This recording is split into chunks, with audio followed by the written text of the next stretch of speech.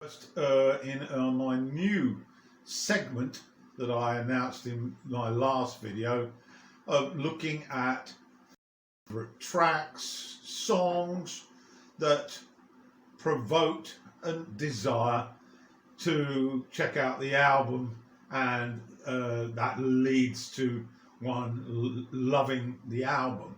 So the focus of this series is going to be on individual tracks, and I've got a number already in the pipeline, so to speak, and I'm going to focus on the 80s and start off with 1980 for my first one. Now, it has to be said that these tracks that I'm going to highlight, my hope is that it may well draw new listeners to the song and, of course, the album, and they will be hopefully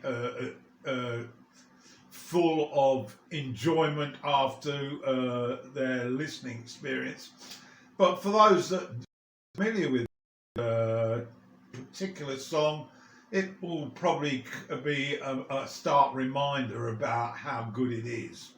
That's the purpose behind this, and as I said in my my last video, I am encouraging all viewers to offer suggestions.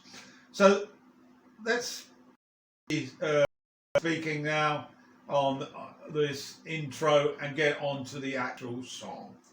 Time in England by Van Morrison. This comes from his 1980 album Common One. It's the second track on the first side, and it's a whopping 15 minutes long. Morrison performed the song in concert for almost 25 years, taking on new meaning when it was performed live. A truncated version of the song with an early fade out was also released as a B-side of the 1983 single Cry for Home. Rolling Stone described Summertime in England as a 15-minute epic. The singer's pendant, blandly pastoral, is blended with a name-dropping guiding tour of British poetry that initially sounds close to self-parody. Well, in Summertime in England, moving on, Morrison's physical, uncontainable delight at the words "you'll be happy dancing," and surprised too, as if he'd forgotten about the dancing and was glad it was there, communicates the specific rapture he's been reaching for far better than all the ponderous fluff about your red robe dangling and being high in the art of suffering. As a framing reference, that list of poets in the song is nowhere near as apt or as fresh as Moondance's Ray Charles was shot down, but he got up. Instead, it's more like a lout's idea of one-upmanship. When Morrison asked, "Did you ever hear about Wordsworth and Coleridge?" you wonder what would happen if you said yes. But it succeeds anyway because it's funny, especially when the singer starts running through the names distractedly, snapping his fingers like a man checking a grocery list, which is of course exactly what he's doing, shopping for usable myths. The ambient atmosphere of the piece is remarkable. Then he started rehearsing this song in November 1979 at club gigs in San Francisco, in the area of San Francisco. And according to Mick Cox, a guitarist on the album, we did Haunts and Summertime in England in 4/4 time. Musicians note, this is not me trying to impress you. I am not a musician. Van brought it right down at the end to nothing, so he's just saying, "Can you feel the silence?" But he's still keeping the beat, and then Pee Wee Ellis takes his mouthpiece off. He was on sax throughout, and Mark Isham takes his mouthpiece off as well, and they're both making quiet, percussive noises in time to the rhythm. It's absolutely tremendous. Cox felt like the rehearsal performances were far better than the final recordings. The song on the album was recorded at Super Bear Studios in the French Alps in February 1980, and according to Cox, the second take was the one used on the album. The spoken section is in 3/4 time, and that begins with John Allett's church organ solo. Morrison originally wrote the song as a poem about William Wordsworth and Samuel Taylor Coleridge making a literary trip to the Lake District in England, where they worked together on the poems that were to become their landmark joint venture, lyrical ballads. He also references some Irish writers, noting, as if from a national encyclopedia, Yeats and Lady Gregory corresponded, and James Joyce wrote streams of consciousness books. Morrison has been quoted as saying, "The song was actually part of a poem I was writing, and the poem and the song sort of merged. I'd rather several articles about this particular group of poets who were writing about this particular thing, which I couldn't find in the framework I was in." So I refer to Jesus walking down by Avalon, an allusion by William Blake with the lines, "And did these feet in ancient time walk upon England's mountain green?" The lyrics verge between several layers of consciousness, but always return to the central occurrence of a holiday in the country that the singer spent with his sweetheart, the red-robed Tony Marcos, or a daughter. The song ends with the lines, "Put your head on my shoulder and you listen to the silence. Can you feel the silence?" Biographer Brian Hinton believes the song leaves most classical rock fusion dead in the water.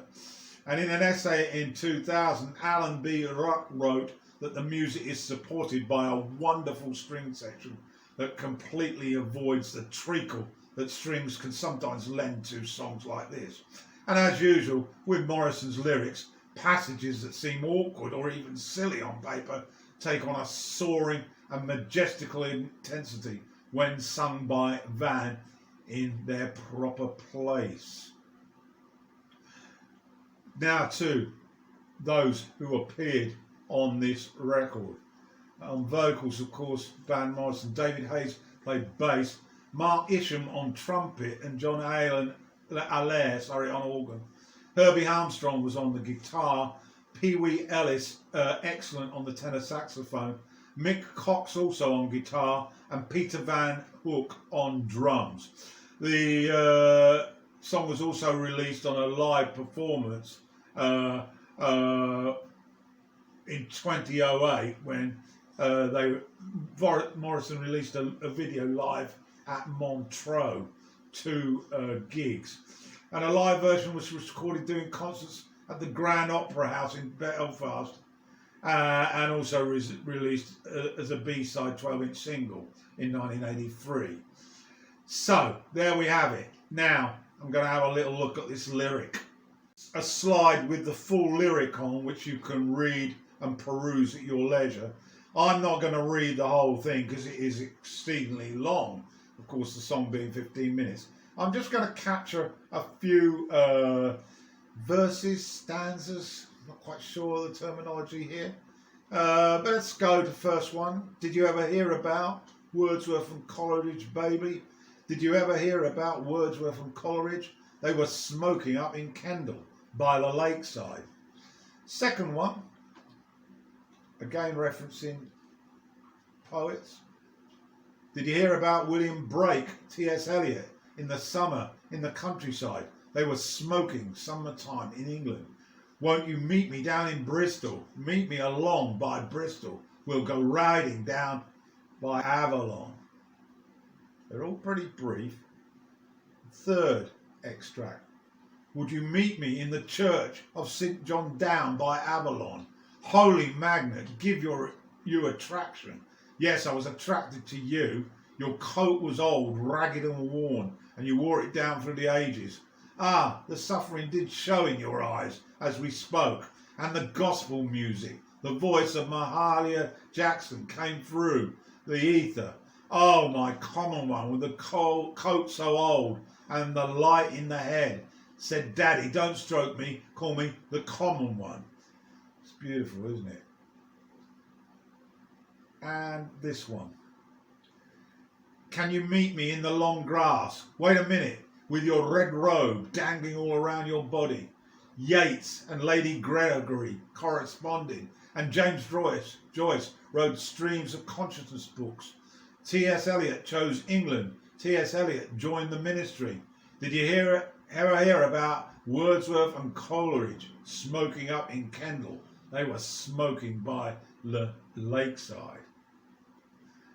And that's basically completes my extracts. And I'm just moving forward a little bit to complete this. They're deliberately ambiguous, these lyrics, and could be talking about his partner or Jesus Christ. Clearly, some of it is not about the partner, but he flits between them, I would suggest. I always take the song about meeting Jesus in the countryside a little. Can you feel the light in common one? I take to be Jesus.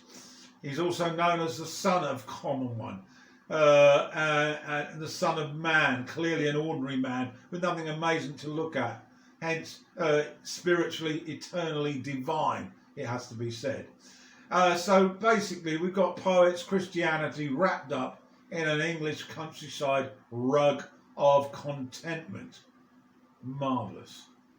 So what do I think about this epic? Well, it epitomises all that is grandiose and mystical about Morrison's work, which he uses repeatedly throughout his discography. And it's truly a majestical piece. A shuffle beat leads to Van's vocal following the rhythm. Then there's guitar picking and organ, which join the beat as the horns are added to the oozing jazz feel amidst the rendition of the Poets List by Morrison. And at 2:40, the pace slows to a dreamy ballad feel, with Morrison's bluesy style vocal extorting emotional vigour. The strings wash over the horn in the mood, which becomes more symphonic. And at 5 minutes, the shuffle returns, and I think there's a cello highlighted, although no credit on the record for that. It highlights the mood, however, before Poet's Corner and the rhythmic snapping fingers as the band start to kick ass. The sound then becomes more chaotic, more hypnotic, with frenetic vocals from Van, who's totally consumed by the sound montage. Expansive strings lead to a church-like organ at 8 minutes, and it creates a slumber before the sax pokes through with the impassioned lead vocals alongside it. It's almost waltz-like before Van's wailing ecstasy captures the joyous pain. The sax is awe-inspiring, duetting with Van's squirming blues rendition as we pass through the 11-minute mark. Van snarls, and that's all there is about it. For the last 2 minutes, the furious pace dissolves, with Van, the horns and the strings shrinking to a faint whisper. You can hear a pin drop, like you are lulled into a comfortable slumber, fully nourished and numb. That's how I feel anyway. So if you want to feel the same, check it out. It's an absolute masterpiece. Summertime in England, from the LP The Common One by Van Morrison.